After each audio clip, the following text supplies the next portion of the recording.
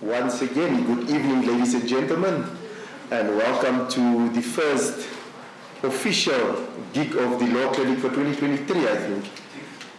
Yeah, we need to sound funky this time of the year because we are overworked, and sometimes we need to sort of have just relax a little bit.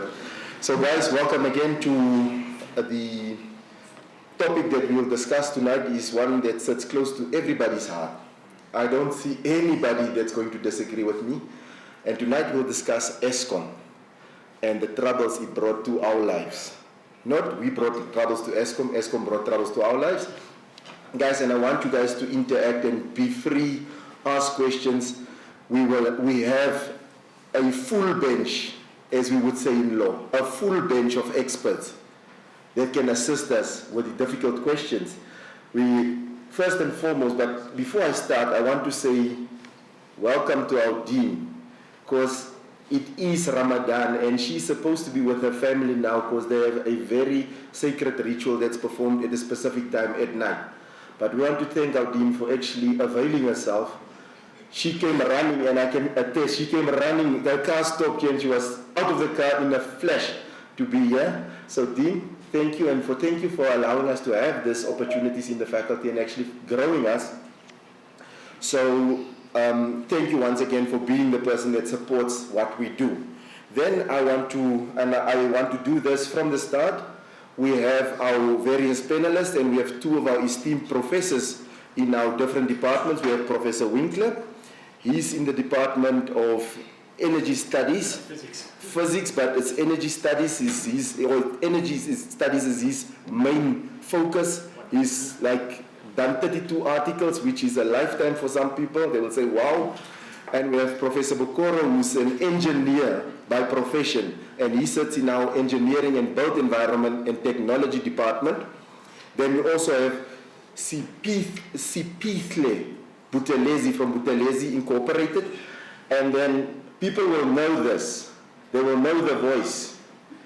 The voice is an infamous voice. It's the all-known Mr. Obi Masango, presenter of 702, and his lovely wife he dragged along to come and actually brace us with their presence. And we will look to these panelists to actually shed some light on what we experiencing as South Africans in our country at this point in time. So gentlemen, I hope you guys will bring some energy, you'll bring some insight, and we as South Africans, we always moan, but I always say, look at the bright side of life. There's other countries that don't have at least 5% energy. We still have, like Professor Bokoro said, we're running at 13% some of the power stations now, but it's something, it's 13%. So without further ado, I would like to start off the conversation, and I know now, I will most probably ask Aubrey, just from your perspective, just if I want to say, I want to set the table. And from a journalistic point of view, if you're a journalist, where would you look at reporting on Eskom? What do you think, what do you see from a journalistic point of view is the problems? And I don't want you to go in depth, just from your side, what you see. By the way, thanks very much, Elton. I really appreciate the invitation. In fact, when you made the invitation, I thought, well, what is wrong with this man? To invite a talk show host, a broadcaster, to a conversation that requires so much technical understanding. But I think from my perspective, this is not a technical conversation. It is, in fact, a socio-economic conversation because of the pervasive nature that the service that Eskom is meant to be providing us holds in our lives. Whether we are in the month of Ramadan, like the Dean, whether we are going into the month of Easter, whether it is a birthday, whether it is a divorce, whatever the case may be, there is always the presence of power, energy, electricity in that situation. So from, I suppose, a journalistic point of view, it's the human experience of this technical problem that we have, if indeed it is a technical problem. Because I think that part of the conversation tonight will be to what extent is the problem that we're experiencing today, that we call the Eskom problem, a technical problem, a political problem, a commercial problem? Thank you, Aubrey, and that's how we set the table. And now I will move over to the experts, and I will ask, is there any of the experts, Professor Winkler, do you want to comment on what Aubrey has said from your perspective? And then I will go to Professor Bokoro. And obviously there is an element, and this is where the lawyers in us springs out, because we heard Aubrey say socio-economic and human rights perspective, and I will come to Mr. Buthelezi to come and say, what is it? What can we as South Africans do? And this is the bread and butter issues for us. It's like, my fridge is broken, my meat has gotten rotten. Maybe a family member of mine is in hospital that's actually needing electricity to run the machines. And we'll come to that. Professor Winkler, do you want to add on to what Aubrey has said? And I mean, I'm speaking now from the perspective, we say that Eskom is giving electricity, and Professor Bokoro said some of them 13%, but in general, nationally said, we're running at 58%. Do you think 58% going into winter is enough for us? No, I think that's a fundamental problem with Eskom. The country needs, or at least believes it needs, a certain amount of electricity, and Eskom can't provide enough. That's just the long and short of it. And ultimately, the only thing they can do is to actually decide, okay, well, not everybody can get it, so who am I going to not give it to? And they've worked out effectively one can almost argue it's a democratic way of dealing with the situation, by simply saying that, well, 10% of the country are not going to get it for these 2 hours, and then after that the next 10% and so on not going to get for it.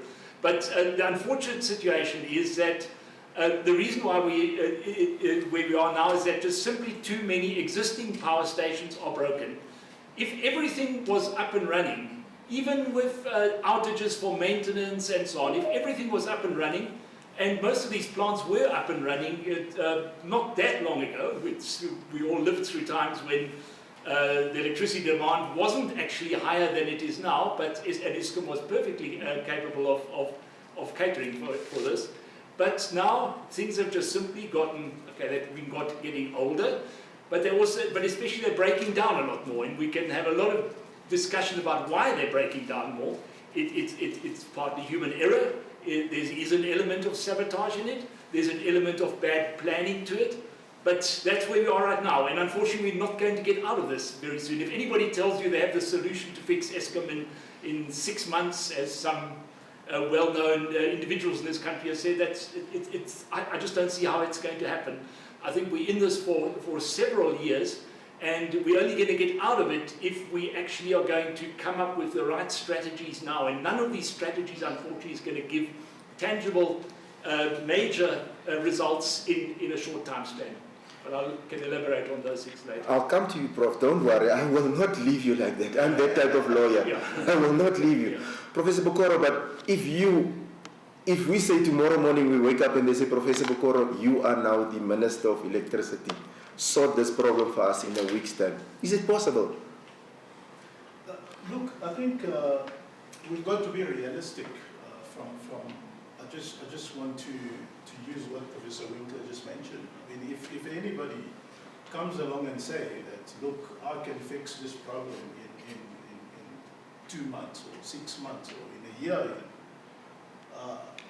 I don't think there's not going to be anything like that. Because the problem is like Aubrey was talking about, it's actually multi-aspect.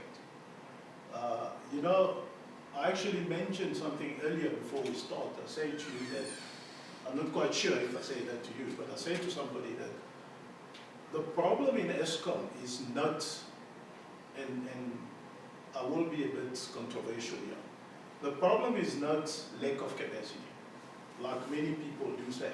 The problem is not lack of capacity. The problem is poor performance of plants. And then maybe we need to unpack that. Why we got here? Why all of a sudden now there is this thing that we call poor performance of power stations. Of power stations or of these electricity plants. So that is basically the issue. But coming back to what Aubrey was talking about, it's a multi-aspect issue, because if you look at humankind, ever since there's been this kind of partnership between, humankind evolution with energy. And if you want to understand that, go and study all the industrial revolutions. All the industrial revolutions are basically centered around energy. It was basically, the discovery of one form of energy to another form of energy. You talk about nuclear energy, for instance, in 1969. What is 1969? That's the beginning of the third revolution, industrial revolution. So you could see that the importance of energy in humankind. So it is really a multi-aspect issue, which we need to take quite seriously. But unfortunately, it doesn't seem to be the case. People seem to politicize the issue. People seem to make like reckless statements, I'm not quite sure why, but that is just the reality. Thank you, Professor. Mr. Buthelezi, I just want to know, I'm that person, I want to keep hold people at ransom for performing their jobs. What do we do to keep or hold government to their tasks? What can we do? Because everybody's shrugging their shoulders. It's like this one is pushing you this way, that one is pushing you that way. And sometimes we don't know where to look for the answers. And it's like also there's not transparency in what is really happening in these things. How do we take them to task to say, listen here, you've got a constitutional duty to actually provide us with a service that we are paying for in any event. How do we hold them to task? Thanks for the invite to you, Jay. You're touching on transparency. Earlier this year, we took Eskom, the President, Minister of Public Enterprise, Minister of Energy, to court. In fact, it's a very interesting case because it started as a Facebook post from myself and Advocate Tembera Toby, the SC, to say we're looking for clients. We believe that there is a case, there is a winnable case against government, the President, and Minister of Public Enterprise. And interestingly, we were approached by almost everyone from the 9 provinces to say we are the clients, we are available. Then we launched, firstly we sent a letter of demand. The question is it a constitutional issue or not? And that's what we are currently doing, unpacking it before a full bench in Pretoria, which is made up of Justice Davis, Justice Nyati, and Justice Colin, to say, is there a constitutional issue? Are there any rights that are being infringed? The matter before the court is 2 parts. Part A, we are asking for interim relief. Mm-hmm. The interim relief, what we are saying to the courts is that can the court order that these 4 sectors be exempted or be provided with alternative energy? What are these 4 sectors? It is the hospitals. There you are talking about the right to life, right to access to health care. The second sector, it is the schools. I'll unpack where the schools come in, especially schools in the townships and rural areas, where majority of them do not have direct sunlight. So when there is load shedding, there is no teaching and learning that takes place in the schools. It's a reality.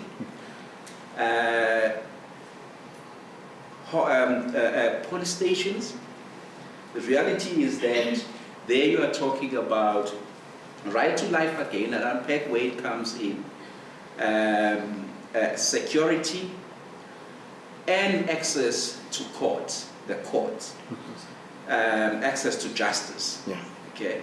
Now, some of the clients that have come forward, we have the Trade Union of Nurses, we have doctors, head of departments in hospitals like Baragwana, who have under oath say that there has been instances before where a certain procedure has to be performed, and due to load shedding, it cannot be performed, and delayed by 2 hours, 3 hours, a patient is gone.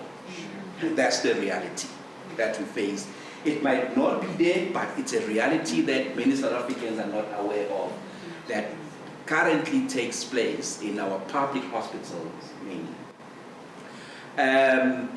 We have small businesses that have had to shut down. There was an article that was going around, I think, probably in beginning of Feb, of a farmer, I think in Mpumalanga or Northwest, whose chickens actually were over 2 million rand, all gone. Yes. That's the reality. Somebody would say, but his business can be able to purchase a generator. A small business cannot run a generator for, sometimes we have load shedding for 4 hours. Okay?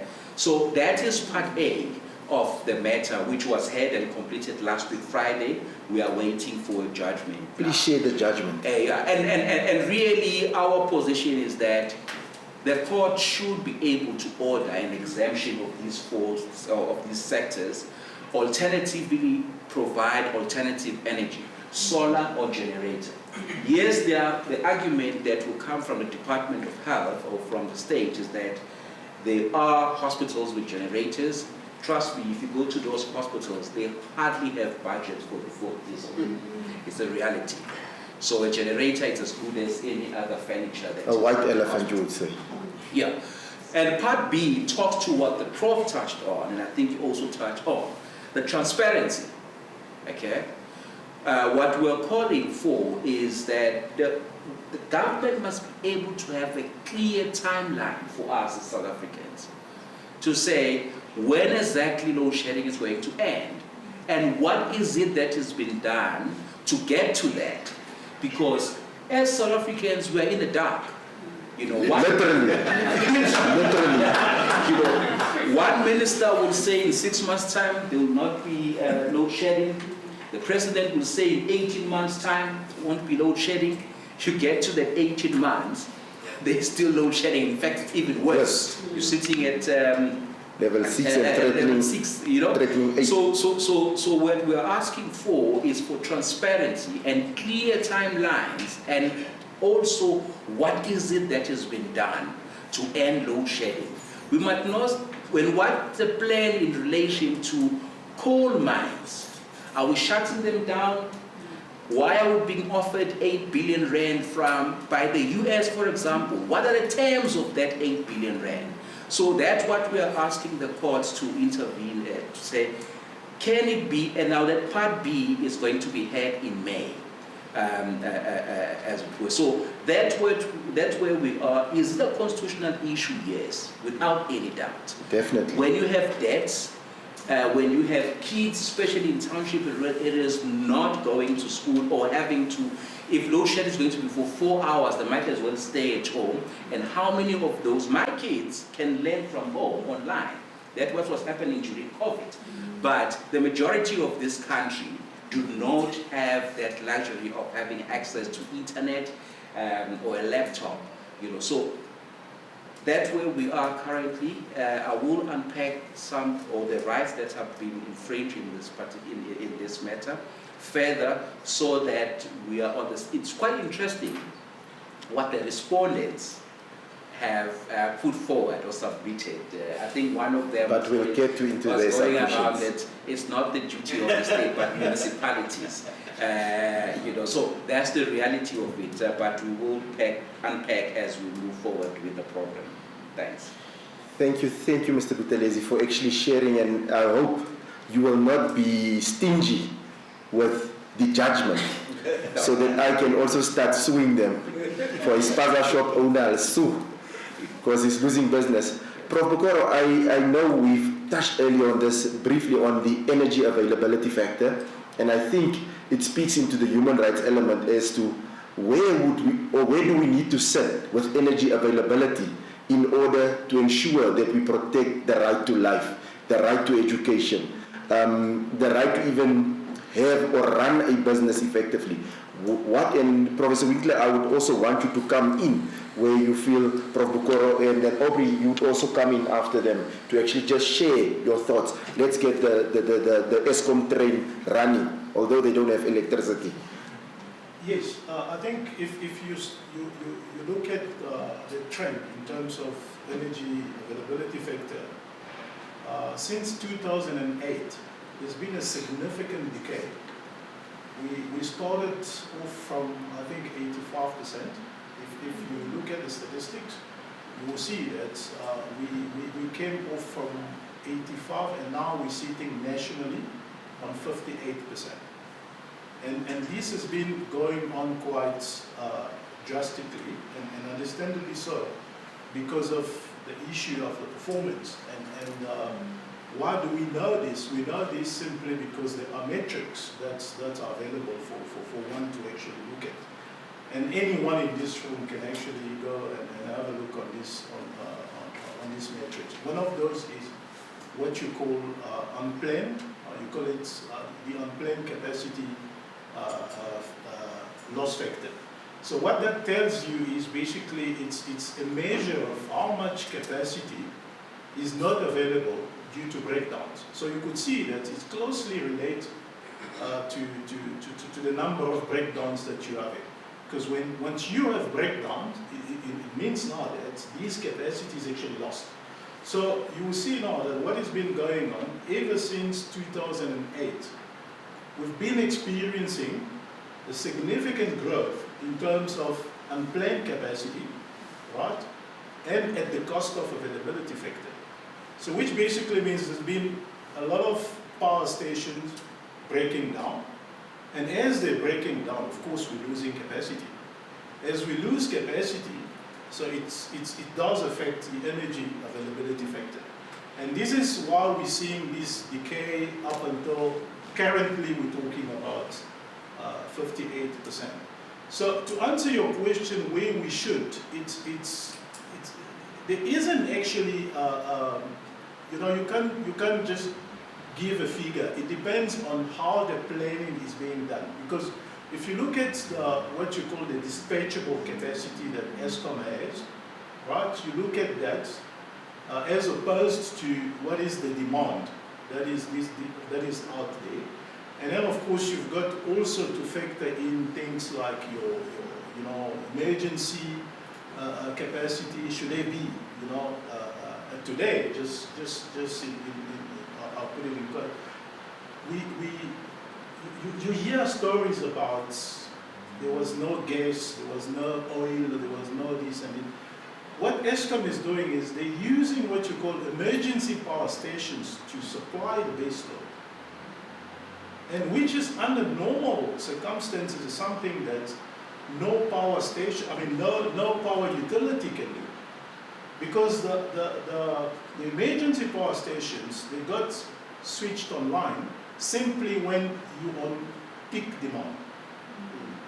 But now what they do is, that's why you see, how would you justify the fact that you're getting load shedding 2 o'clock in the morning?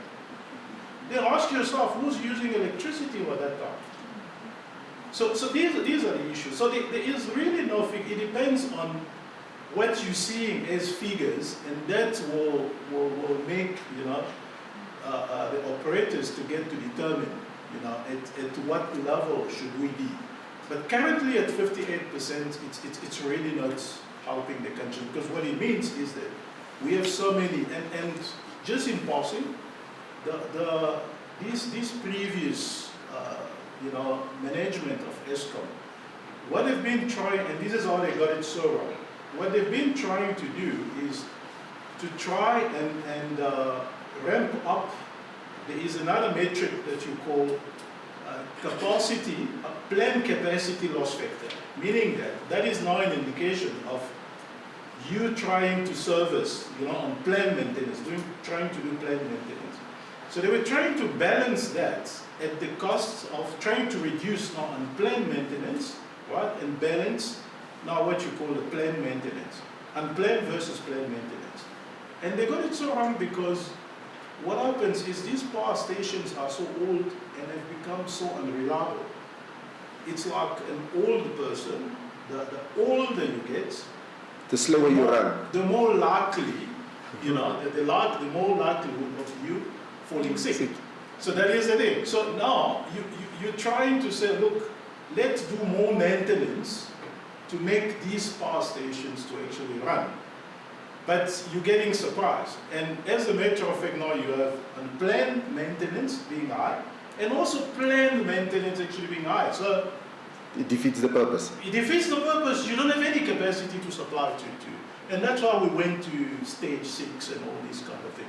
So really, it is a dire situation, and I agree with what the colleague was talking about. Prof, and earlier we touched on, and I asked you specifically as to, and today I've learned not to speak about megawatt, but also gigawatt. I didn't even know we had that capacity.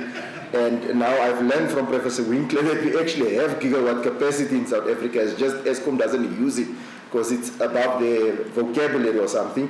But you give me a figure of gigawatt. You said something about 30 gigawatt. That's more or less what the country would use. That's a kind of ballpark figure.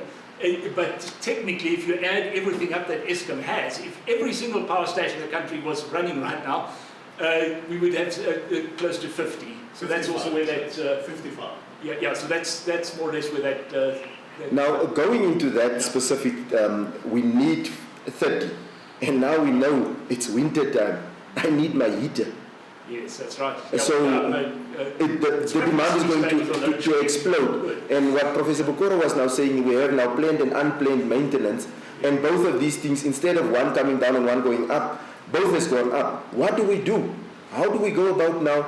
And the decommissioned power stations, now we're talking about blowing life into a dead person. As Professor Bokoro, he said it very nicely to say, older people needs to be treated more for sicknesses. I say blowing life into something that's dead. And this, how do we go about this problem? Well, this is where it really becomes difficult. We were talking about Kusile right now, earlier on. If Kusile was working 100% as it should be right now, we would not have had any load shedding now for a while. Kusile itself amounts to about 4 stages of load shedding at the moment. It's not working. In order to fix it, they had an option. They could either fix the real problem, which also deals with the emissions, because they had these stacks collapsing, and as a result, simply what's coming out of there is way above what air pollution levels would allow. They now got a special exemption to be able to operate with those above acceptable emissions, and that means that they might be operational by the end of this year as opposed to end of next year. There's another example, the Coburg Nuclear Power Station. It was built in commissioned in 1984 to run for 40 years. Now that runs out next year.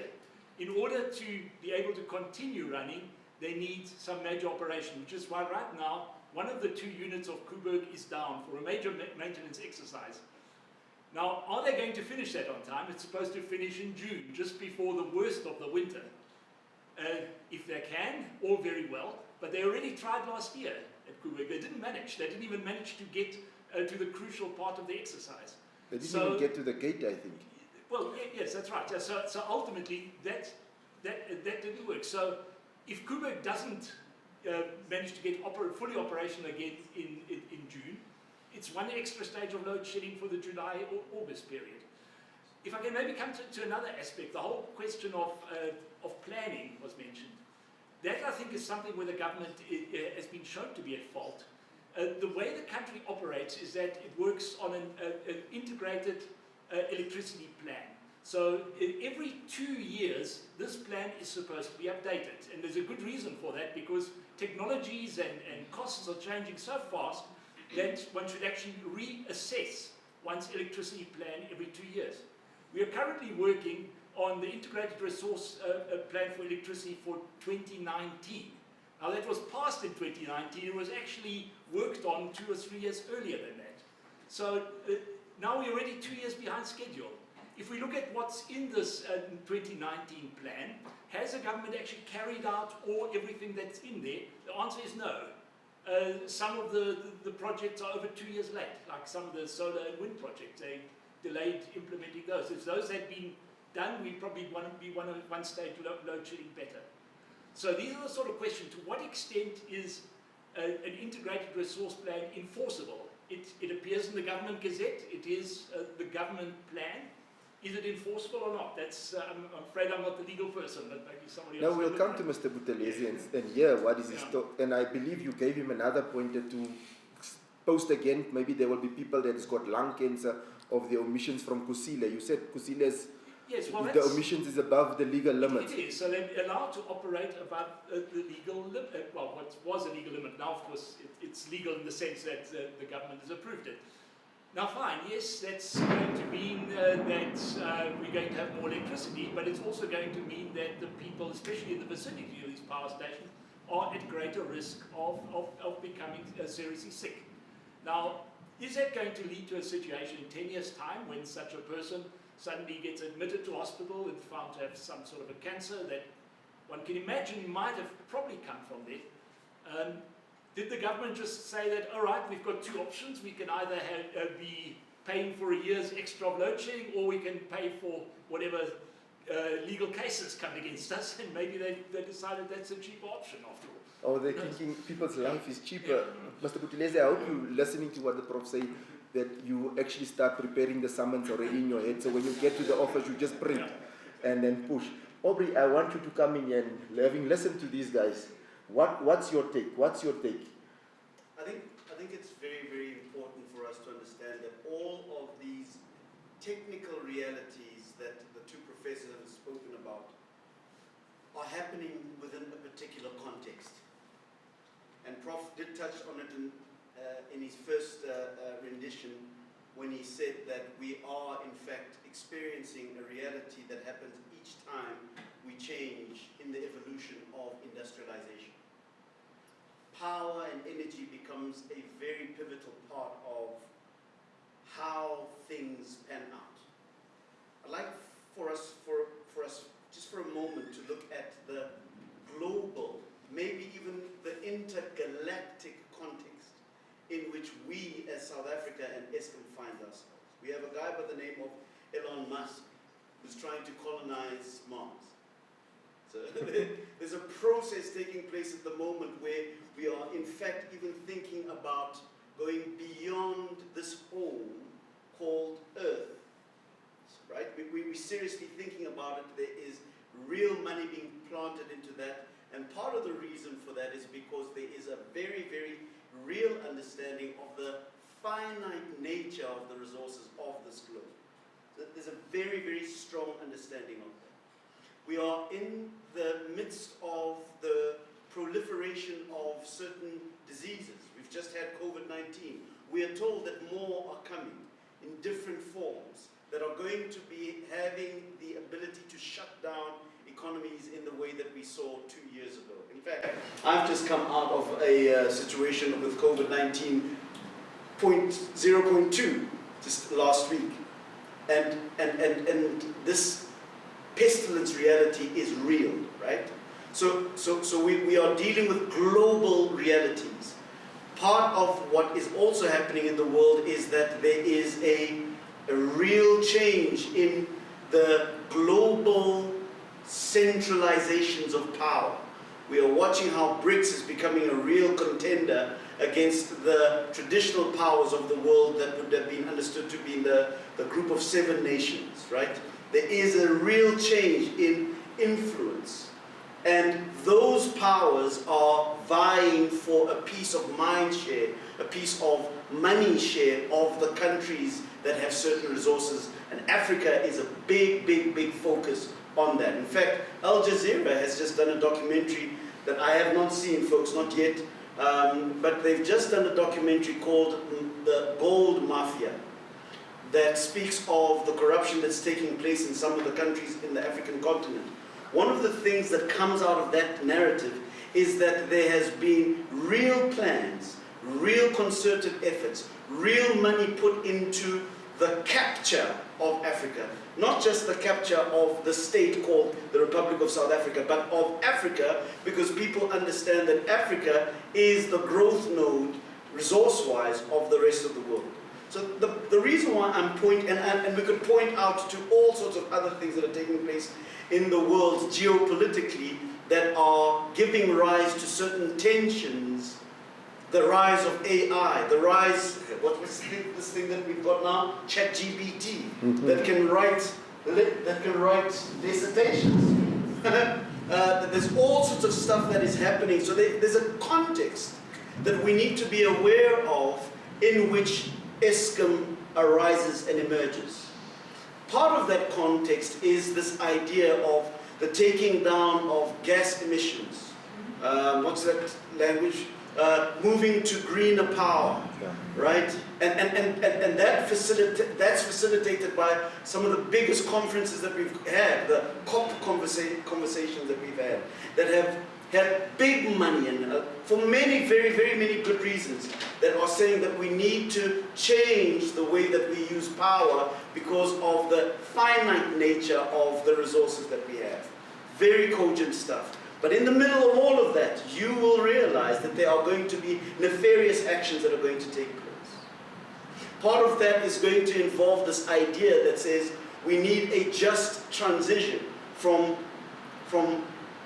coal. I'm trying to find the right word for fossil fuel usage to green power usage, right? A just transition. And in that is embedded the idea that we understand in South Africa that we are imbued with a natural resource called coal that gave rise to the very existence of Eskom and its ability to produce very cheap power because of our abundance of coal. But because of these very important issues, you decide how important they are. And that's part of the debate that we're going through at the moment in this country that says that we now need to reduce our use of this naturally occurring resource. For very good reasons, by the way, folks. Very good reasons why we need to reduce our use of coal. And in that process, we are then given certain loans, encouraged to start behaving in certain ways. And at that very same moment, a country by the name of Russia invades Ukraine and puts us all in a power or energy crisis, right? Or let me say, puts Europe in an energy crisis. But because Europe has the kind of power that it has globally, when they sneeze, we all catch a cold, right? Yep.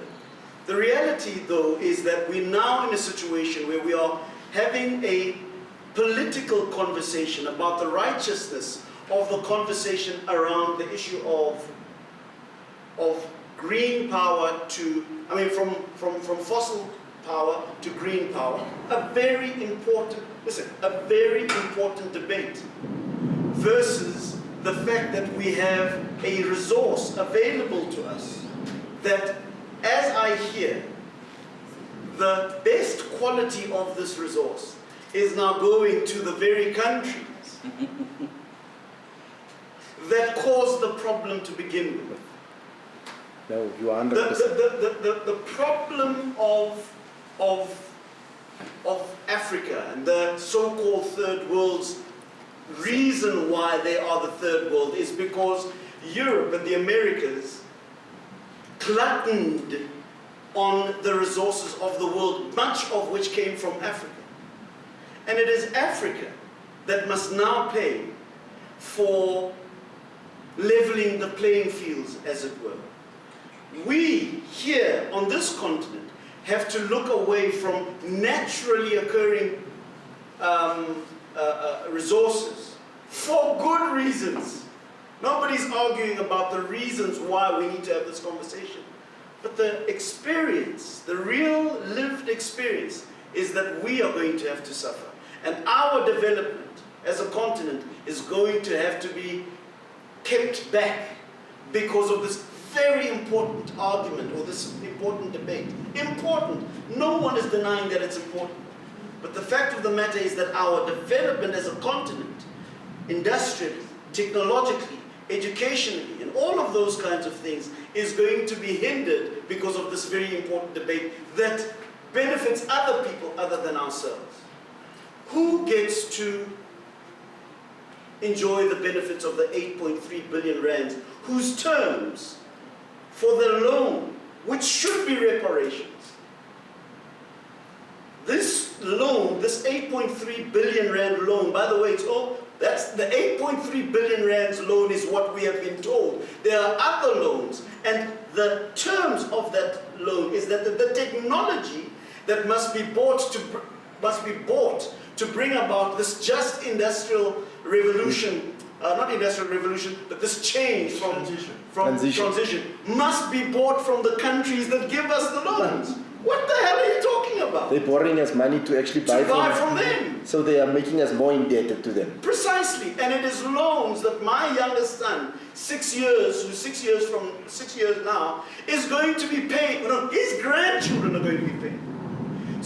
So while I understand the need for us to have a bigger global picture and understanding of the need for us to transition from coal to green power, and I understand it, and I understand that the technical guys, the engineers, will be able to explain to us why we need perhaps to understand issues such as base load versus the availability of solar power and green power and all of those things. I'm sure they'll be able to explain it to us.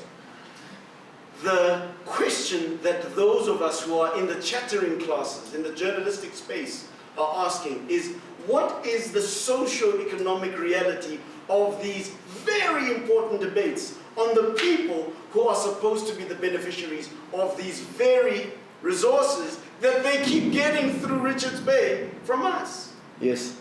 So it is those kinds of questions where everybody has got a very, the newly appointed chairperson of the board of Eskom has got business interests in the renewable energy side of things. There is a triumvirate of SWARs. And there's two companies Osbali. With the IPPs. Yes. Osbali, made up of the President of the Republic of South Africa. One of the greatest billionaires. We're very, very happy to have a billionaire who runs the soccer in South Africa. Another billionaire. All of these people who have very clear business interests in the IPP side of things. I'm not saying that these people are unethical. I'm saying, though, that it raises a lot of questions as to why we have a utility that was so powerful that countries in the developed world would look at Eskom and say that this is absolutely amazing, right? That it now becomes an issue where we are talking about the technical issues of this issue. My submission as I close is that Eskom, as true as the technical issues that our technical panelists have raised, is going through a technical process. I'm submitting, however, that Eskom is a tool. It is an instrument of negotiation used by those who understand how to funnel the resources and the monies that are going to come out of the energy sector. Because, as the professor has said already, energy is going to be the driver of the next industrial revolution. These guys understand that, and they want to control it. And you and I are the grass beneath, while they argue for the control and the monopolization of the sector. That was a mouthful, but that is what we want to hear from the chattering rooms. That is what South Africa is talking about. And Prof, and I don't know if you guys want to add on to what Aubrey has said, but I also want to come to you guys and say, okay, we have signed, and I know Prof Winkler specifically, you are more into this, that we have signed COP and we've committed to COP, and we still have power stations that's doing what they're not supposed to be doing. So how do we as legal practitioners get into government, or where do we look for to punish government? You have the expertise. You just need to tell us as lawyers, listen here, this is where they're going wrong, that is where they're going wrong, go and dig there and you might find answers, and me and Mr. Butulezi will know how to draft.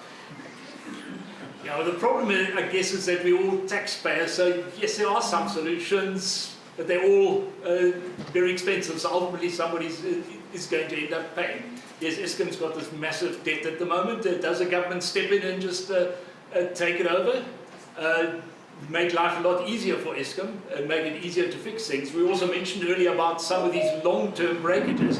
Now Eskom, unfortunately, is still stuck in the past in many respects. It used to be, especially in the 1970s and 80s, was regarded as a highly secure operation. You didn't say a word. Unfortunately, that culture hasn't changed all that much. It's only very recently where they actually tell us that when we have load shedding at a certain stage, it's because Tutuka and this power station and so on had a unit breaking down. Before that, they wouldn't even tell us that. So we've gotten a little bit better, but what they still don't really want to tell us is exactly how, okay, if you look at, say, Tutuka, what about unit 1, 2, and 3, and 4? What about unit 4? How long has it been standing idle? And sometimes you might find it's for 2 years or so.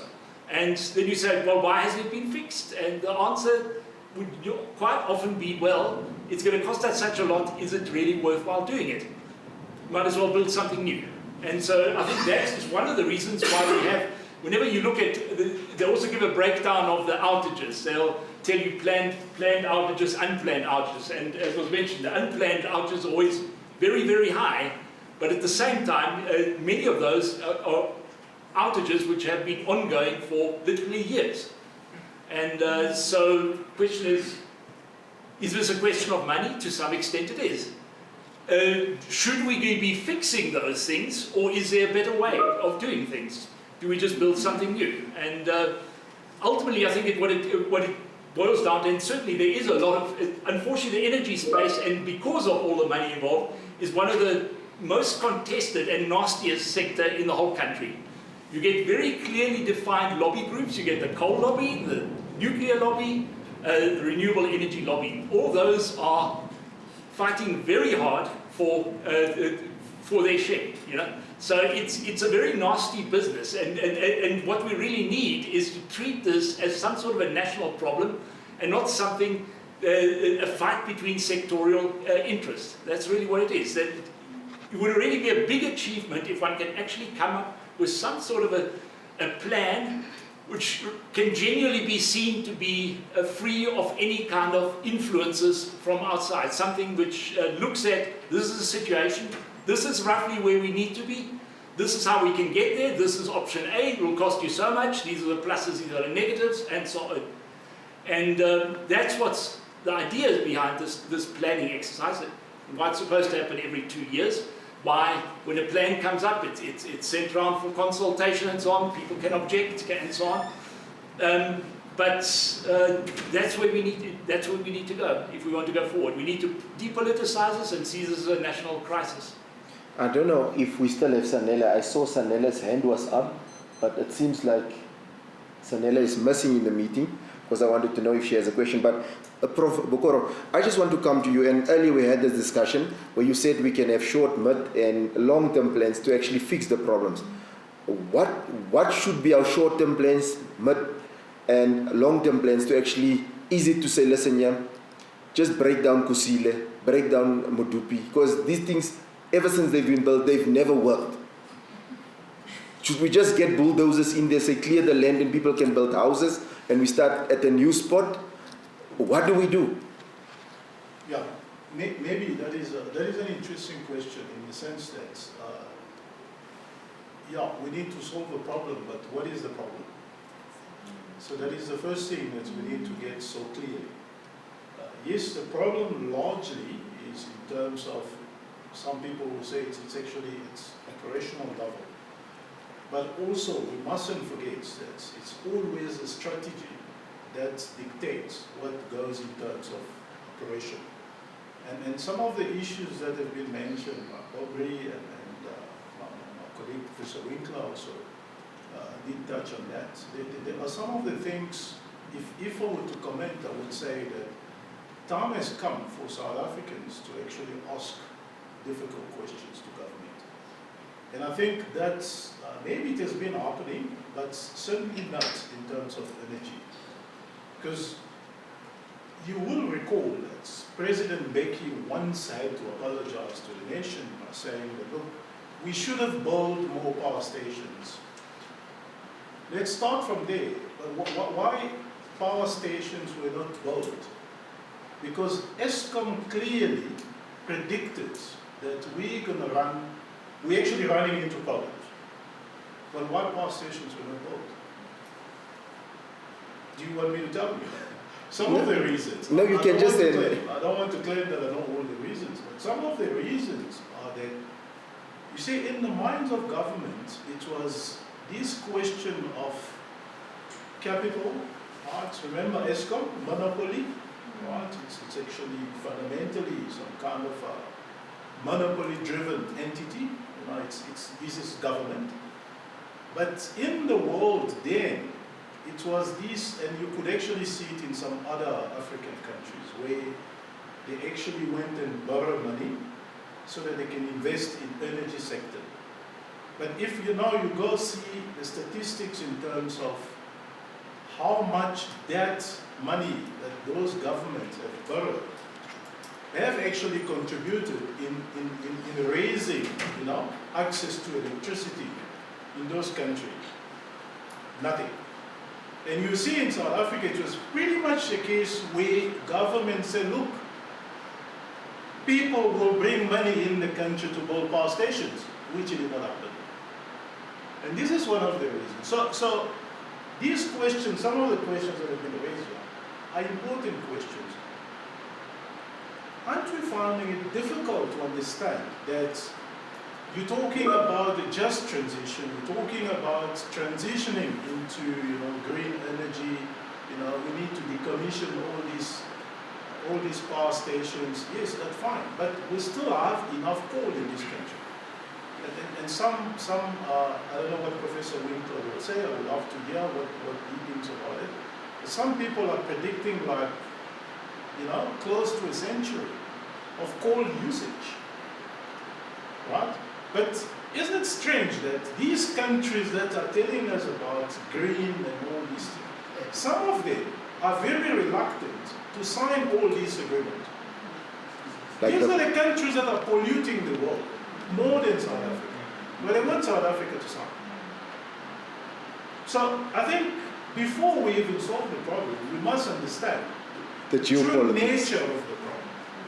Because the problem is fundamentally, or what is being presented is at operational level, but there's also strategy. So many bad decisions have been made. That's brought us where we are.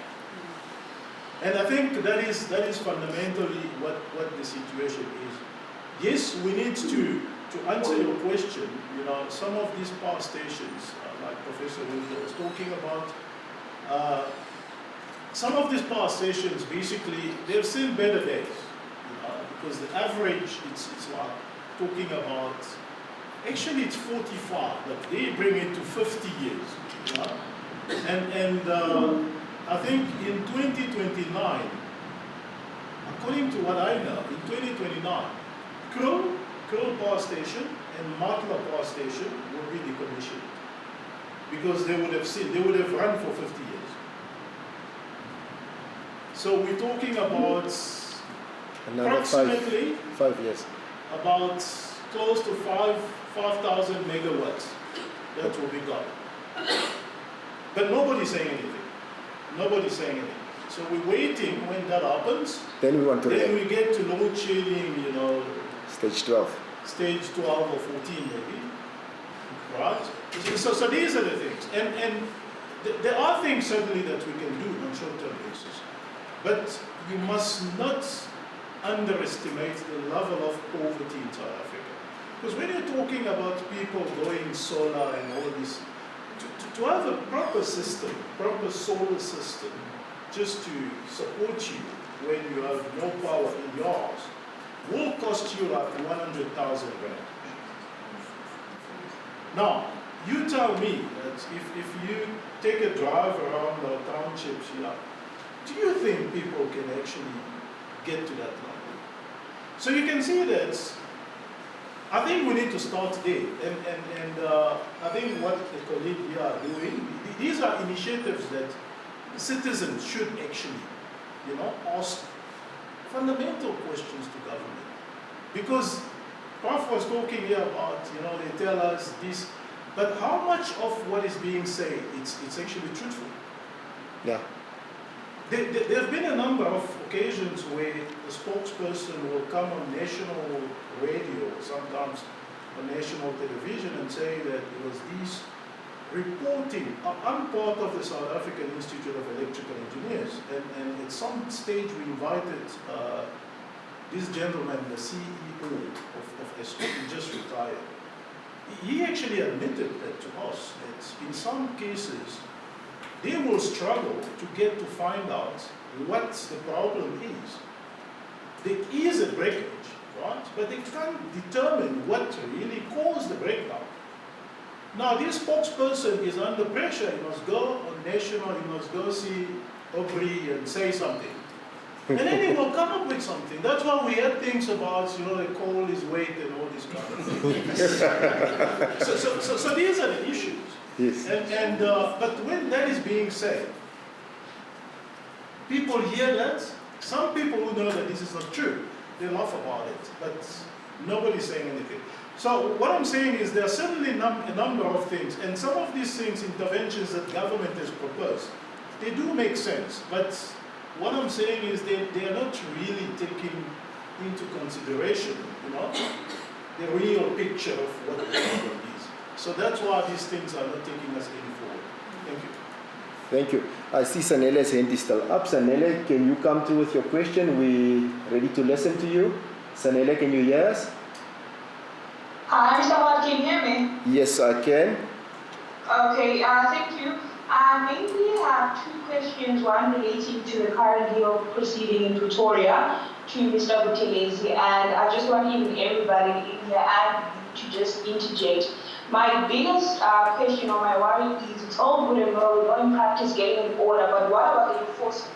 Fine, they do get a court order that says there have to be generators, but we know how our government functions. How will we ensure that that order will be enforceable?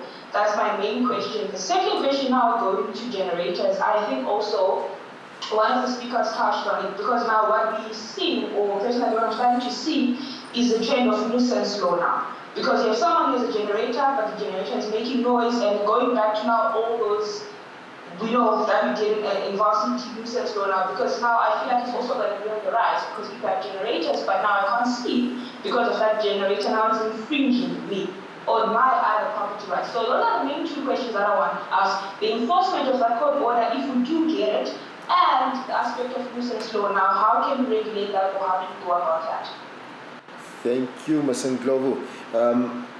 Mr. Buthelezi, I want you to somewhat jump in, and that was a straight lawyerish question that was posed to you as to how do we enforce, and we know sometimes we can't go and attach a government employee's computer because he needs the computer for his work, because there's some court orders that say we can't do it. She wants to know how do we go about that, and then obviously noise pollution becomes an issue with the generators running next door. So she wants to know, and you can come and help me there. Yeah, I mean, thanks. There's been quite a few issues that have come up, including these two.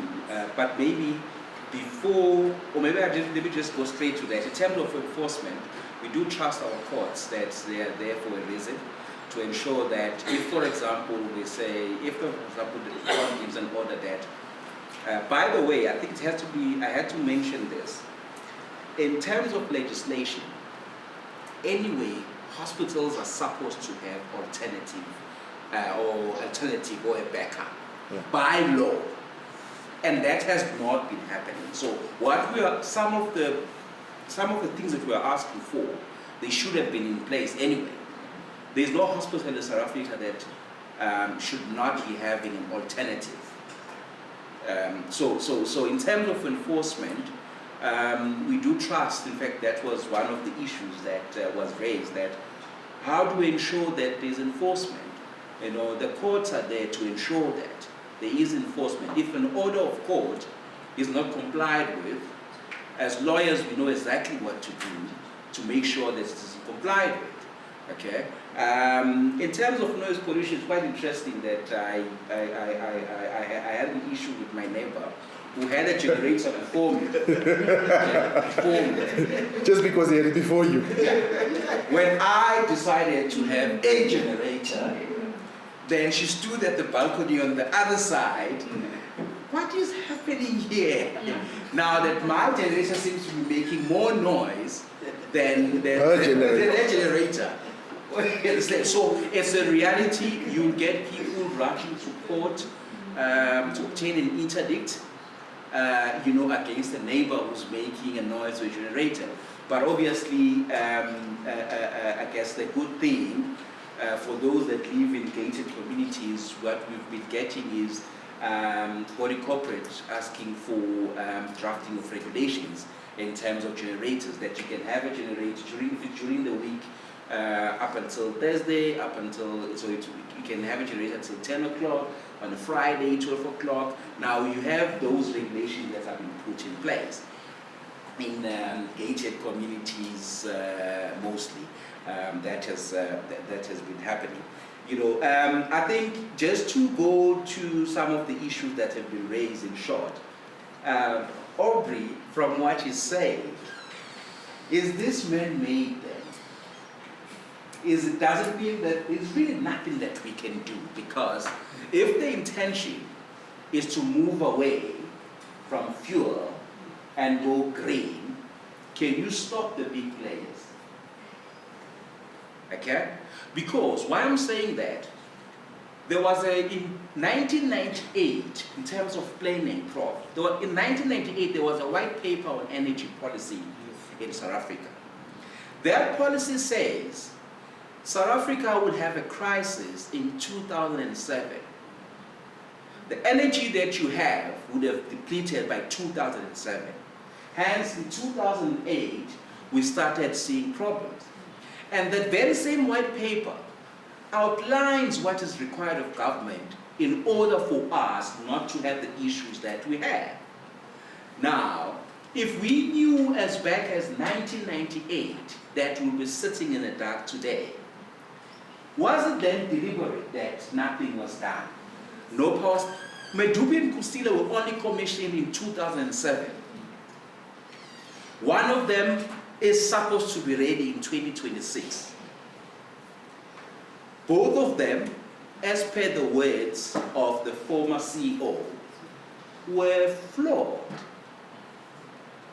Yeah. And that's why you have breakdowns. Those are new, by the way. I mean, they are, if the commissioning was on in 2007, we shouldn't be having problems. But they are breaking down. Not mentioning the corruption that happened, so that it led to us paying way more than we should have paid. And obviously the shady work that was done on those. So it looks as if that if we go by what Aubrey is saying, which by the way Aubrey is true, it's one of the things that we are asking the courts to force the government to be transparent on what is really happening, because we don't know as citizens, and clearly we sit and then come to a conclusion also that actually government doesn't seem to know what is happening. But that's not the case. Government knows exactly what is happening. But we as citizens are the ones that do not know.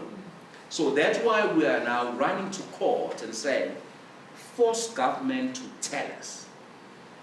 All the agreements that we have signed, the loan agreements, they should be public documents. There's nothing special about them. Anyway, we have to pay that as taxpayers' money, as taxpayers. In any event. So we are hoping that the courts will be of assistance, will help us ask the right questions, and force government to give us the answers that we want. Because the reality is, if you go by what Aubrey is saying and the two aspects, the reality is that we must accept that for the next 10, 15, 20 years, we will be in the dark Eskom won't be in the spotlight, it will be in the dark. Yes, we will definitely be in the dark.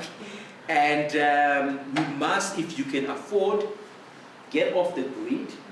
But the reality is that the majority of the people in this country Cannot afford it. where we have to come in and run to courts on their behalf will not have the 100,000, 200,000 rand to be off the grid.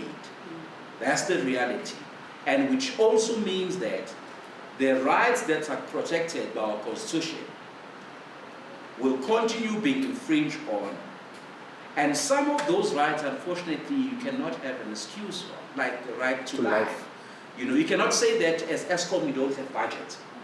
So that's why we'll let that person die. No, unfortunately.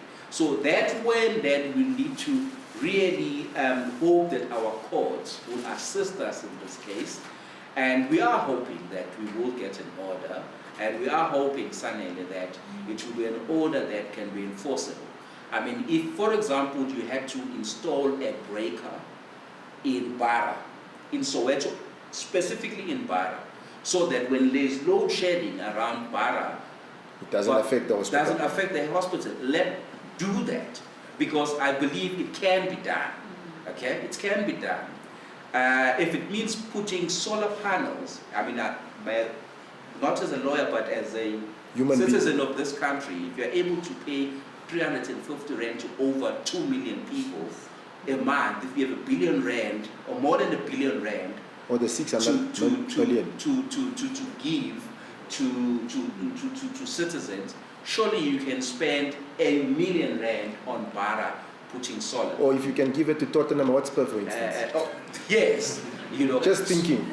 Yeah, so really, I think it will all boil down to maybe Part B, if we do get the exemption on Part A, which we don't see the court, why the court will say no to a generator for a school in a rural area. Government, remember, it cannot be a defense that we don't have money. The courts will always say, we've seen previous judgments, the courts will say, go and find money. And the government own the reserve bank, they can just print, yeah? I believe. I wish that was simple.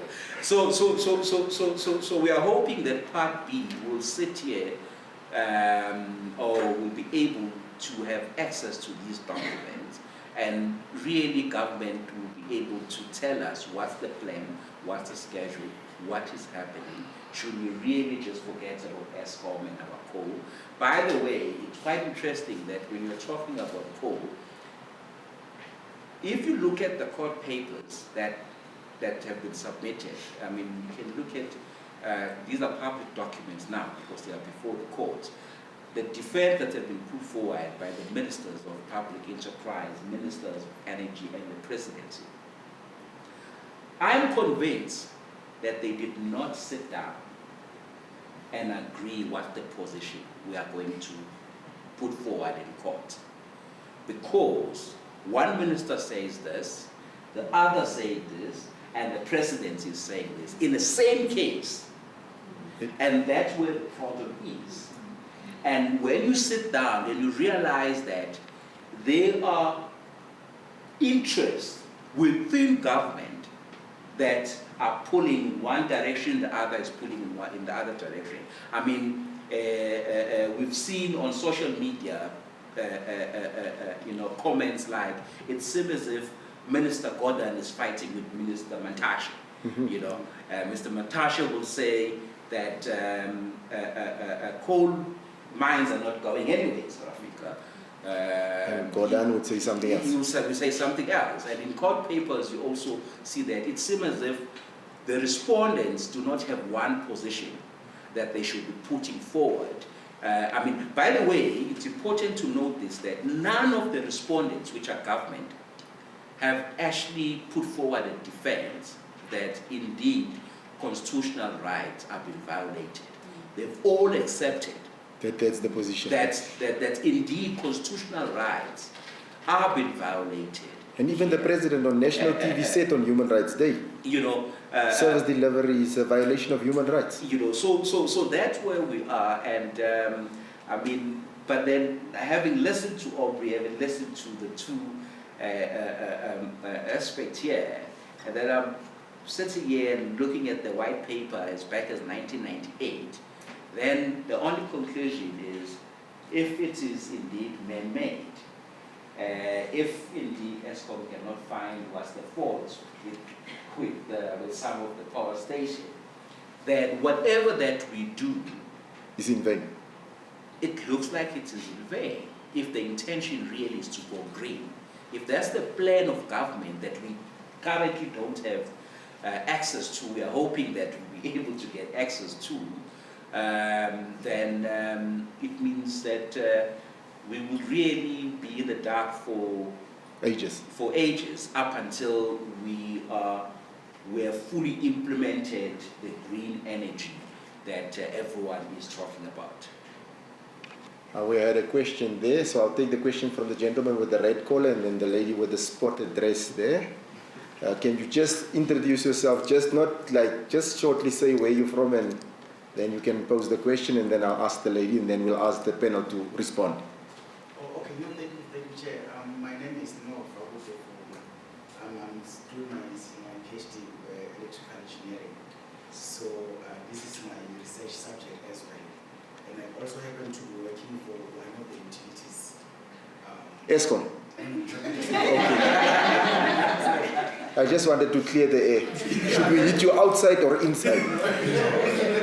Not Eskom. So yeah, okay, part of the things that as I was doing my studies, I came across that document, the IRP Integrated Resource Plan 2019. And there are a lot of things that has been stated in there.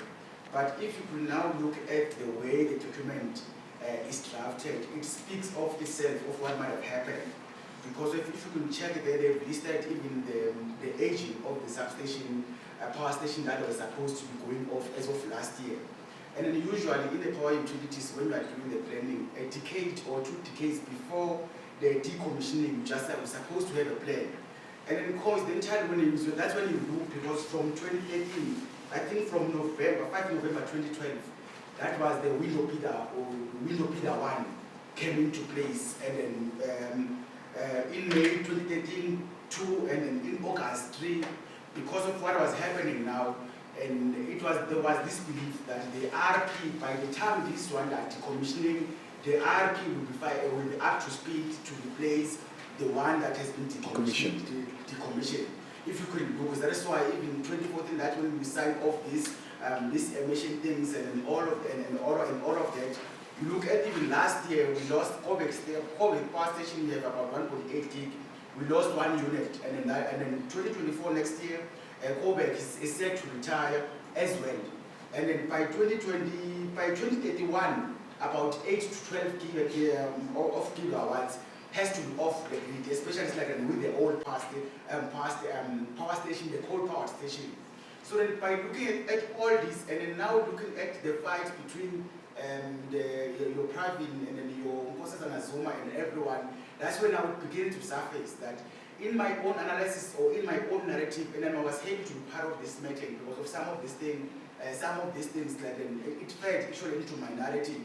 That's like the RPP play, the problems that we have today are the RPP failed experiment. Because if you could look, as of last year, what began to happen now? The generators that were supposed, as Prof. Bokoro had mentioned, the generators that were supposed to be used for peak, and now they were used, most of those generators, they are not used for, they are only used for sprint, not for a marathon. For the peak hours of the time, but not for an entire 24 hours, not to make up to the base load.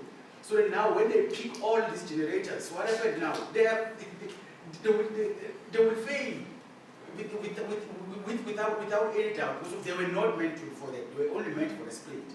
So then the thing that the thing around all this, though it was not my area specialty. My area specialty was to look for solutions, but I had the interest, as Professor Bokoro has been mentioning, that you have to understand the source of the problem, where it's coming from.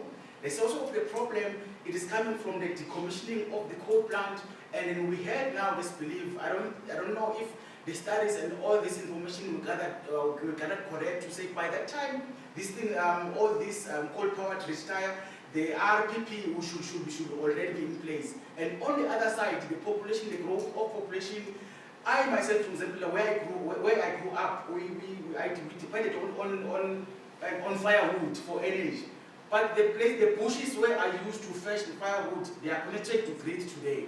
So it is part of the problem. Obviously, while the demand was increasing, and then we had this problem of decommissioning of substation, and then we had now this renewable. And that's and if you can look at all these big windows, all of them, none of them were a success. And I said, and even now, we are still not where we're supposed to be in terms of the renewable. But unfortunately, those power stations, those power stations had to collapse, because if you know that a power station is set to retire in the next 5 years, how much would you put to maintain that one? Or you'll be telling whoever to say, no, let's keep it running until it retires, because it's set to retire anyway, and you don't have any plan to resuscitate it after it retires.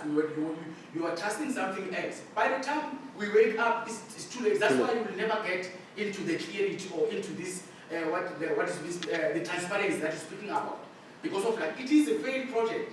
So that's why we are finding ourselves in this situation. That was my narratives around it. But I thank you again for this opportunity, as I'm learning a lot as well. Thank you. Thank you. So my question, sorry everyone, I'm below. I'm currently doing compliance at the bank, and I'm an LA student here.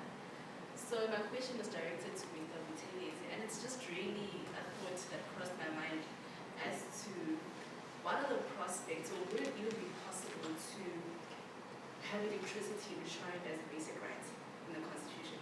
Would it even be some sort of possibility? Yeah, that's the question I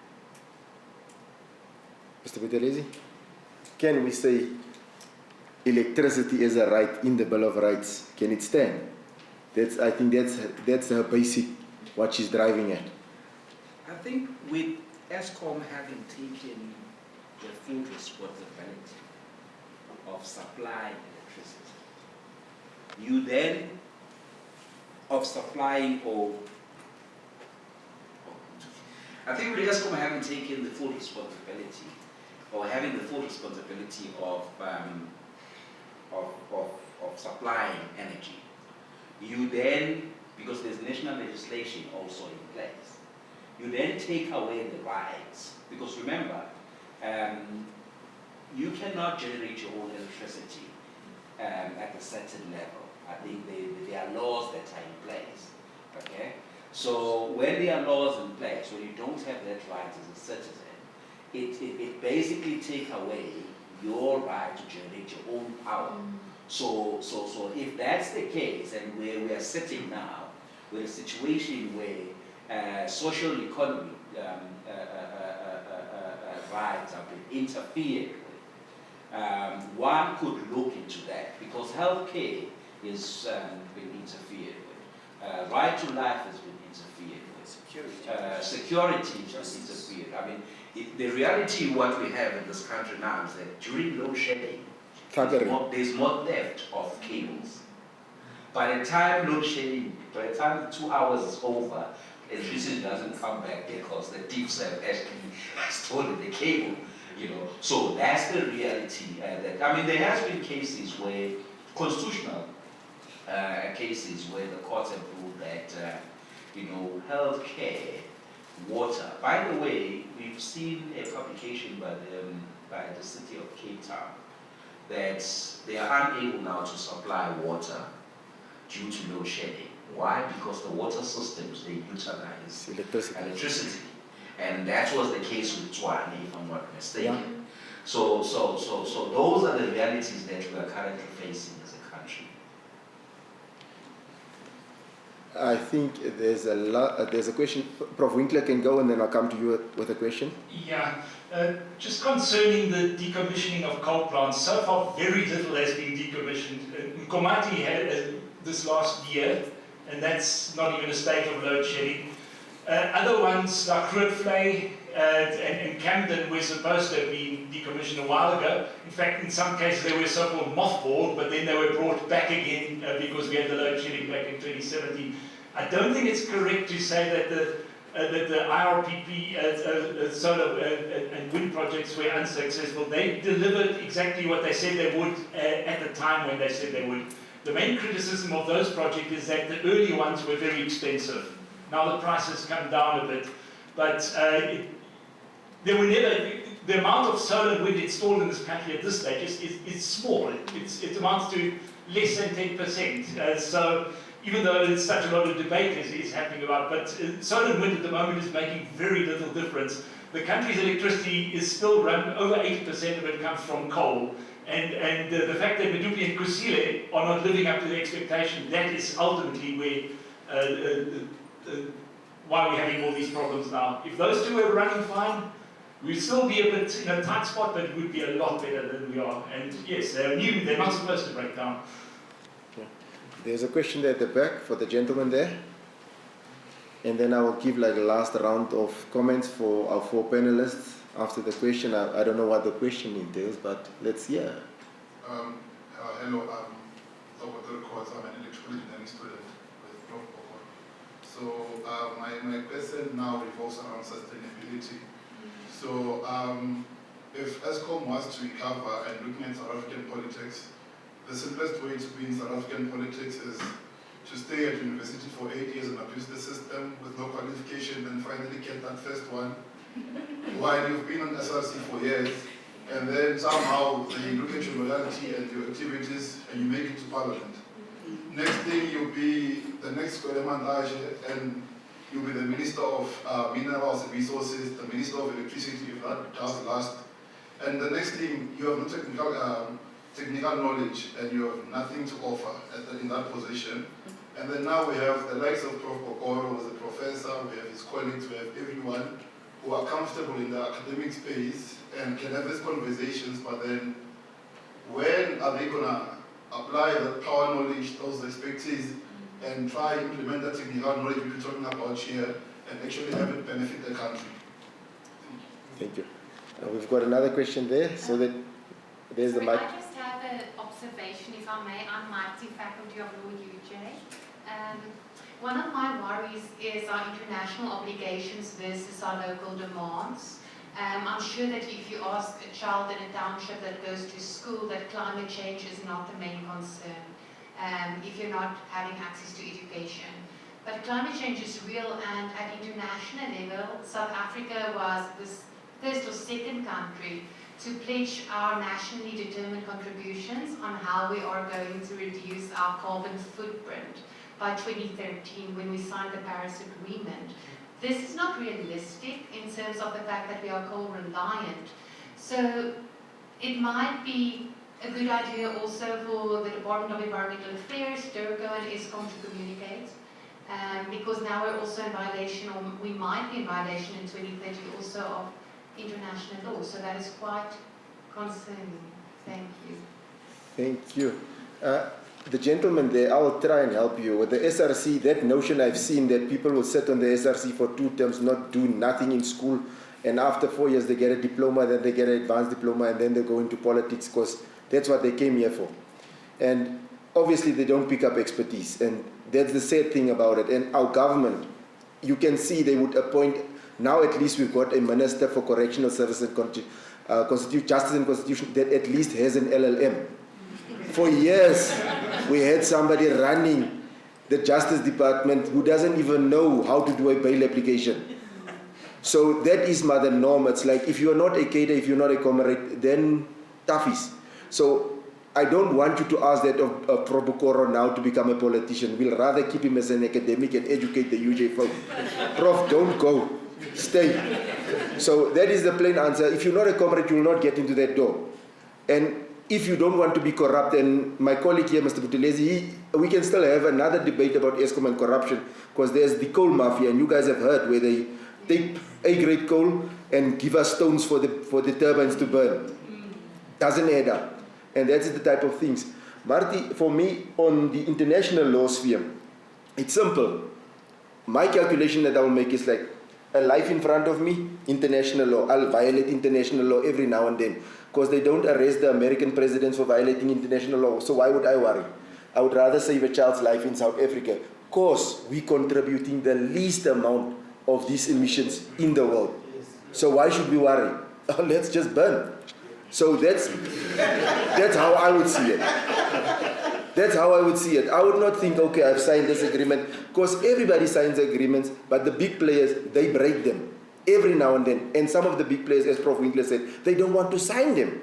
And also Mr. Buthelezi alluded to that fact. They don't want to sign, but they want to force us to sign certain things. So, my grandmother had a saying in Afrikaans, vee voor jou eie stoep voor jy ander man se yard vee. It's like sweep in front of your own door before you sweep another person's yard. So technically, that's what we need to look at, what is important for South Africa, and we need to now do introspection and say, is this what we need as a country?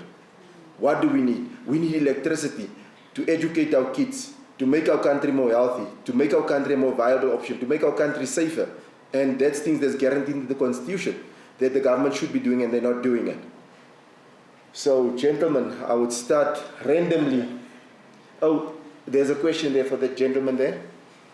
Hello everyone, my name is Tanto and I am an alum candidate in human rights. And my question is, can the right to housing or the right to adequate housing be interpreted to include electricity? And my second question is, I'm just thinking around whether or not Eskom really wants to solve the energy crisis in South Africa, because we have already discussed the impact of load shedding on human rights and small businesses. And I think my concern, or I have two concerns with regard to what's happening.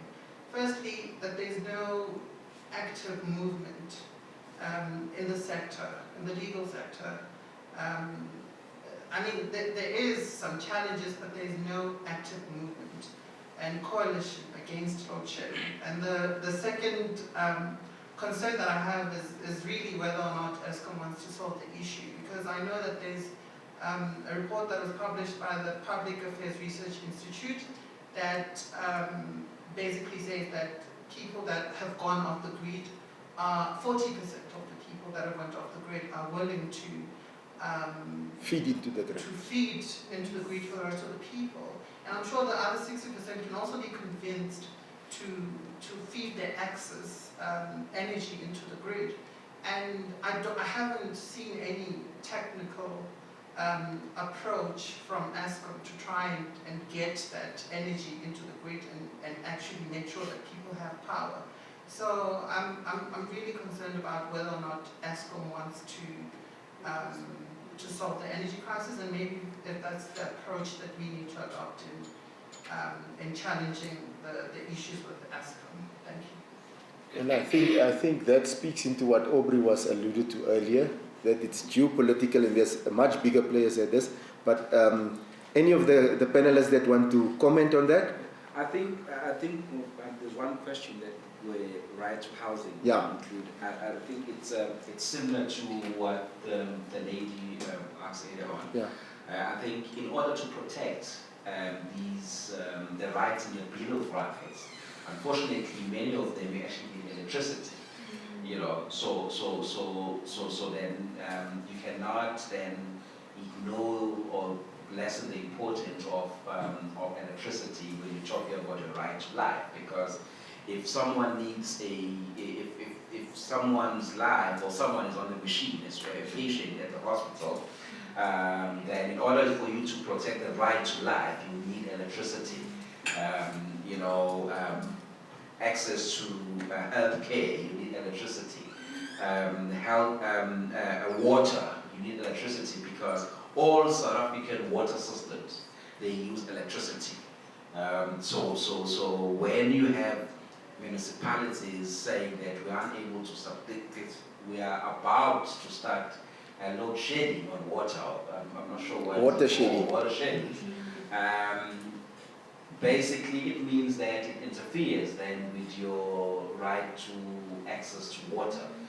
So it has become a constitution. I mean, for a long time, because we had electricity, we didn't see it as a constitutional issue. But I think this case is a test for exactly that, and to see, is it a constitutional issue or not? And our position is that it is a constitutional issue. In order to protect many of the rights in the Bill of Rights, you do need energy to do so. Thank you. Prof. Winkler? Yeah, so I thought I'd just bring in, and because hospitals and some other entities are in a way similar in that respect.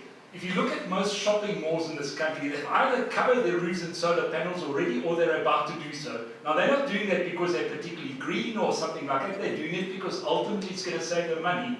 It costs them a huge whack to install those things, but they've worked out in a couple of years they'll have saved enough electricity.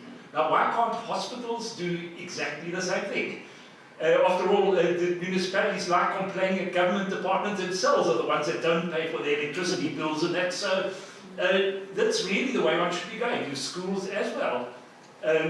This is not a case of 100,000 for a single house. Because it's a bigger entity, you end up saving on sort of economy of scale. I can maybe also add some countries, some places in the world, California, for example, you can't build a new house anymore without its own solar system. It's part of what's considered to be normal for a house, just as would be a toilet and so on. So I think that's the way the world is going, and ultimately, yes, it works out a lot cheaper doing it this way than many of the other ways. It means you invest some money now, but ultimately you're actually going to save in the long run. Thank you, Prof. Prof. Bukoro, you want to add something? And then we'll come to you, Aubrey. Yes, thank you. Perhaps just quickly to respond to one of our students. Yes. Who's actually expecting me to get involved in Politics. I just want to tell him that there are various ways to contribute in the life of a country. You don't necessarily need to be a politician or to be in parliament to do so. By educating people, we're also contributing in the life of the country. So there is no contradiction to that. And then for the water system, and I remember most of the water that we get here in South Africa, right? It's like treated water. Right? So you collect this water, it goes to catchment systems and all that. So you need electricity to actually run all these things and pump them to get to our homes and things like that. So without electricity, we cannot really live this kind of things. And I also want to say that to solve this problem, because one of the colleagues here asked if Eskom is really serious about fixing this electricity problem. I think South Africans want the electricity crisis to be fixed. But I'm not quite sure whether the manner in which we're going about it, because we think that if we sit at home and watching politicians talking about it, and I don't think that is going to assist. South Africa has got one of, or continues even to produce, the best engineers, energy specialists in the world. Some of our students are actually, if you go to the UK today, you'll be amazed to see how many South African, trained in South Africa, some of them in UJ, Wits and all these kind of things, working in those countries. And we've got, and this is just a by the way case, South Africa is the only country with the engineering council which is approved across the world. The only country in Africa. So it tells you that there are... The skills is available. The skills, yeah. there are good engineers in this country. And it's not something to doubt about it.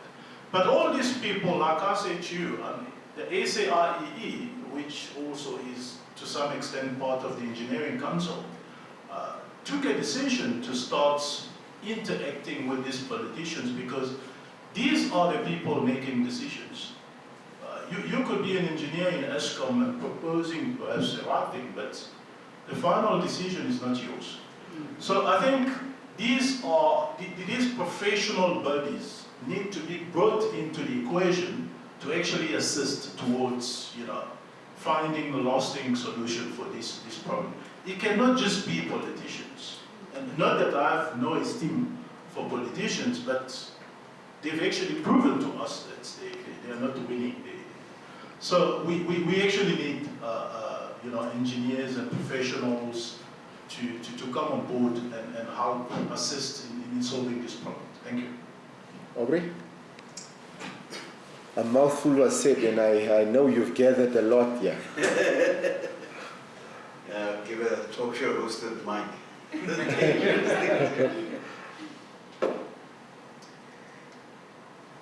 In the consciousness of humanity, there has been the idea of an apocalypse for many, many, many thousands of years. The apocalypse is the idea that there could be a thing called an extinction level moment for the globe. That idea has been expressed in many different ways with the various divine books that we have: Bhagavad Gita, Torah, Quran, the Bible. In later years, we've seen authors such as George Orwell writing books such as 1984. We've also seen documentaries that suggest that this globe is facing an existential crisis. This planet is facing an existential crisis. In the consciousness of humanity, we've started to see artistic renditions such as the movie Armageddon, the movie Deep Impact. All of these ideas have been around the possibility of, at some point, this piece of rock, blue piece of rock, is a finite resource. I want us to entertain, but for a moment, the idea that we don't have the luxury of not entertaining international law. In that the resources, the global resources that have looked at the trajectory of the lifespan of this globe now understand that more than ever before, the reality of the finiteness of this thing called Earth is now a reality that we may see in our lifetime. The reality of the fact that we no longer have the luxury of simply taking resources out of the globe as we would have 500 years ago. Mm-hmm. Regardless of the cogent political debates that arise out of that conversation. For example, I'm a big proponent of the idea that, come on, you can't be the biggest abuser of world resources and be the one that creates the laws that put you in a position where you continue to benefit. Yes. Yeah. I'm a big proponent of that. But that does not take away the responsibility of the fact that the globe is a finite resource. And we've got to really think about ways and laws and protocols that understand that situation. And that's why earlier on I said there's a context here. The context here, I would submit in this conversation, is that there is a very clear understanding of the fact that there is a finite reality to the resources of this globe. The powers that understand that have set into motion certain strategies. Those strategies are an attempt to try and slow that process down. Hence the creation of these laws. As much as there are global realities, there are regional realities. Our regional realities don't, I live in a suburb. The issues that I worry about in a suburb are not the issues that the people in Soweto and Alexander worry about. Mm-hmm. I want to submit that we in South Africa and on the African continent are the Alexander and the Soweto of the globe. And we have our realities that we are grappling with. But the reality of the finiteness of the resources of this world cannot be ignored just because we have certain regional realities.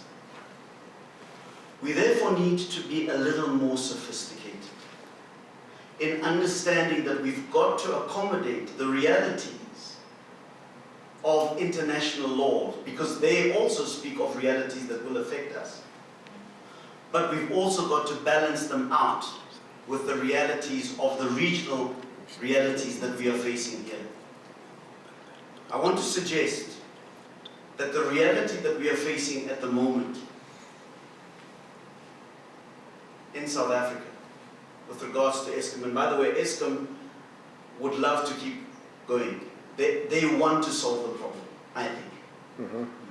But it's not up to them. On the operational level. Absolutely. But it's not up to them. A directive has been sent out that we need to stop coal production of power. Period. Period. Period.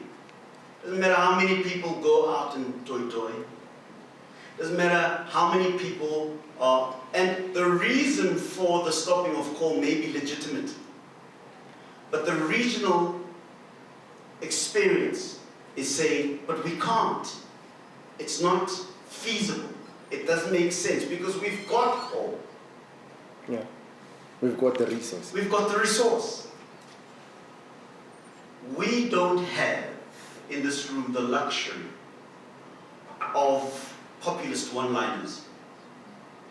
We don't have the luxury of saying, Baga Praveen Gordhan with his green ideas. We don't have the luxury of saying, Baga Gwede Mantashe with his ideas around the retention of coal. We are in that complexity, and we need to develop the mindset to deal with that complexity. The mindset that is required to deal with that complexity is an understanding of the global reality and of the regional reality and finding balance there. Is it going to be solved by getting a Minister of Electricity, Khosi Ntsuramogo? I like him, he's a very nice guy, I know him. Yeah, for 2 days we didn't have load shedding over. For Sorry? 2 days. For 2 days we didn't have load shedding. Yeah. Since he's visiting the stations. Yeah. Maybe he must visit more. Or maybe we need to have another threat of a shutdown, and Julius needs to lead a shutdown so that we are all scared, and whatever the case may be. All I'm trying to say here is that we don't have the luxury, folks, of one-liner answers. We don't have the luxury of finish and flower answers. We have to get sophisticated. We have to deal into the complexity. And that is the part that most of us don't want, because we want simple answers. Yes. But the problem is not simple. And so we need to stop and ask ourselves, what is it that we need to do? And what we need to do is we need to get sophisticated, we need to get complex, and we need to understand that there are not going to be any outright wins for anybody. And that is the answer that we should be going for. Thank you. And that is from the mouth of Aubrey Masango. Ladies and gentlemen, unfortunately, we have come to the end, and I know we can carry on this debate and conversation for the entire night. But I want to thank Prof. Winkler, Prof. Bokoro, Mr. Buthelezi, Aubrey Masango for bringing the insightful thoughts and ideas, thought-provoking ideas to the table. And I want them to step forward, and I would ask my dean to also step forward so that we can just have our panelists that came to grace us with their presence.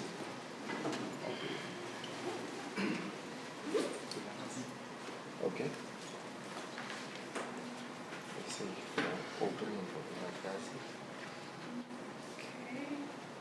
Aubrey, can you step forward? Just a small token. Thank you.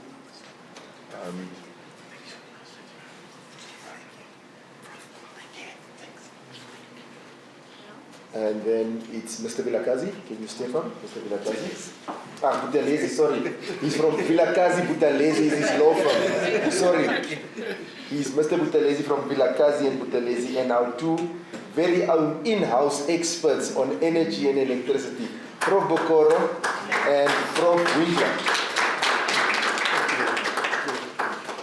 Thank you, Prof. And thank you, Elton. Yes, thank you, Prof. And just thank you to the team also that put this together. Thank you very much. Ladies and gentlemen, we want to say thank you for everybody that participated and everybody that actually showed an interest.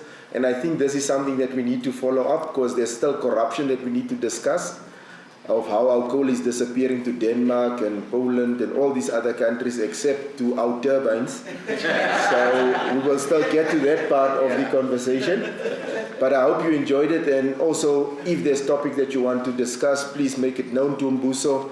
We will then run the topics. As you've heard, we've got all the expertise within UJ to tackle all the problems. Guys, and don't go. Mbuso they're going to open their doors, and something special will appear on the other side of their doors. The University of Johannesburg, the future reimagined.